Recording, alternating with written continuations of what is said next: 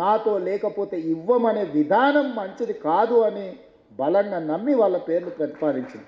నేను ఈరోజు ఇక్కడికి వచ్చిన గద్దరన్న అభిమానులను వేదిక మీద ఉన్న పెద్దలు నేను అడుగుతున్నా, నేను ప్రతిపాదించిన గద్దరన్న కావచ్చు, చుక్కా రామయ్య గారు కావచ్చు, లేకపోతే అందశ్రీ గారు కావచ్చు, జయ జయ హే తెలంగాణ అందించిన అందశ్రీ గారు కావచ్చు, గోరె టెంకన్న కావచ్చు, జయదీర్ తిరుమలరావు గారు కావచ్చు, ఎవరు ఎందులో తక్కువ అని నేను అడుగుతున్నా. పక్క రాష్ట్రంలో 5 మందికి ఇచ్చిండ్రు.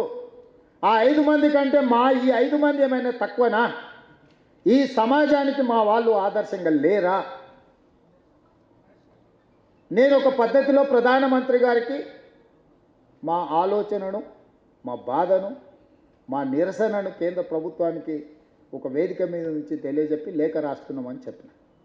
కేంద్ర ప్రభుత్వం జరిగిన తప్పును సవరించుకొని భవిష్యత్తులో అయినా సరిదిద్దుకుంటుందని నేను భావించిన. కానీ దురదృష్టవశాత్తు కేంద్రంలో మంత్రిగా ఉండే వ్యక్తులే మేము ఇవ్వం గద్దరన్నకు మేము ఎలాంటి గౌరవించము అని మాట్లాడితే నేను ఒక్క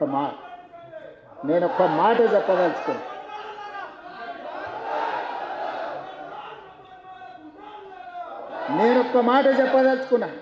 మళ్ళొక్కసారి మీరు మీ పార్టీ గద్దరన్నకు వ్యతిరేకంగా గద్దరన్న గౌరవానికి కించపరిచేటట్టు మాట్లాడితే మీ పార్టీ ఆఫీసు ఉన్న ప్రాంతానికి గద్దరన్న పేరు పెడతా.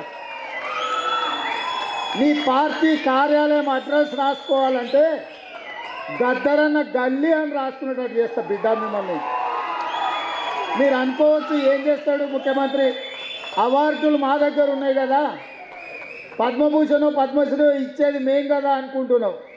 కానీ నీ పార్టీ ఆఫీసు గద్దరన్న రాష్ట్రంలో ఉంది, ఆ సంగతి మర్చిపోవద్దు.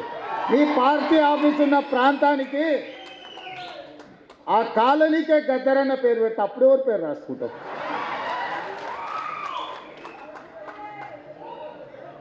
ప్రతిదానికి మా దగ్గర మందు ఉంది స్వామి. ఇంతకుముందు ఆయన కూడా గిట్లనే నీలిగిండు, గద్దరన్నని గేటు బయట కూర్చోబెట్టిండు. ఏమైంది? గేటు బయట కూర్చోబెట్టిన ఆయన లోపల ఉన్నాయన గద్దె మీద కూర్చున్నాయన గొప్ప అనుకున్నాడు. కానీ చూస్తుంటేనే ఆయన గద్దె ఊలింది, గేట్లు బద్దలైనాయి. గద్దరన్న వారసులు లోపలుండ్రు. గద్దరన్నని గేటు బయట కూర్చోబెట్టినోడు ఇవాళ గేటు దగ్గర కూర్చొని ఎవరన్నా వస్తారా అని వల్కరించడానికని ఎదురు చూస్తున్నాడు చకోర పక్షిలాగా. ప్రపంచంలో ఏ మూల ఏ క్షణం ఏం జరుగుతుందో వేగంగా తెలుసుకోవడానికి తొలి వెలుగు వాట్సాప్ ఛానల్ని ఫాలో చేయండి.